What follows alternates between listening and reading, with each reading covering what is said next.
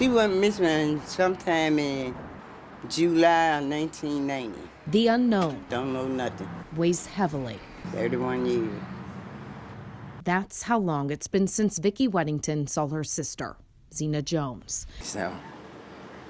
Jones was 30 years old at the time her mother filed a missing persons report with Memphis police. To this day, Weddington is convinced something bad happened because her sister would never abandon her 5-year-old daughter. She was an outgoing person. She did have a drug problem. And, so she could have been anywhere. Jones has never been found. Still waiting to hear something. That's something Weddington hoped had finally happened.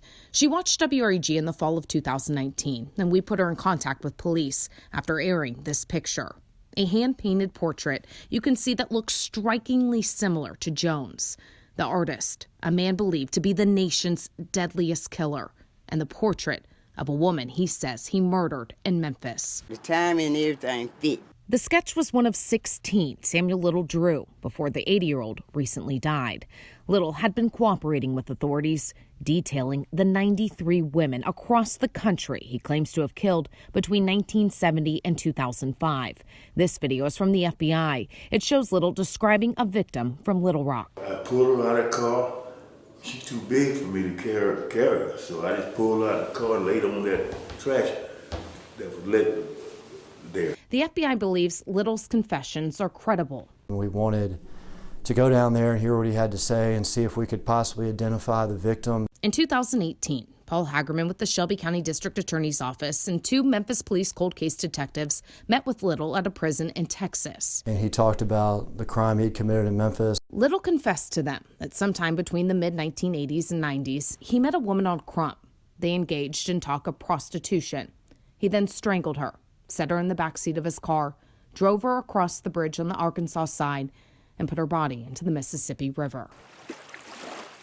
The way that he talked about the victims, the way he talked about his crimes, having him clothed, it was disgusting. Since their trip, Memphis police tied Little to an unidentified body pulled from the river in 1990. A woman wearing the exact clothing he described. We still have to get a positive identification on the victim. Memphis Police Lieutenant Tony Mullins said several families, including Weddington, have contacted them, believing the woman in the drawing is their loved one. WREG also found out MPD created this, a lifelike computer rendering of Little's portrait.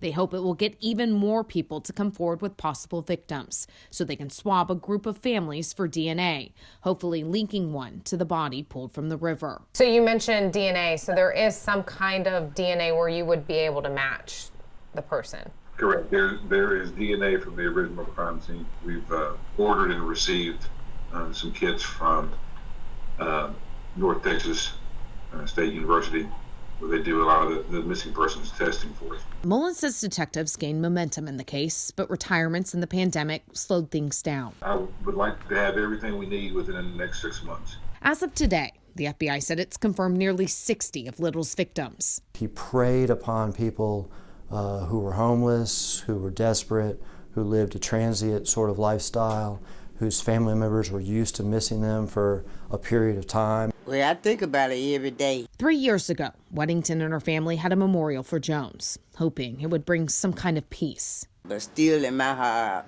I want closure. And Little's confessions only made her more eager to get answers. My hope is that they find out what happened to my sister and let us know.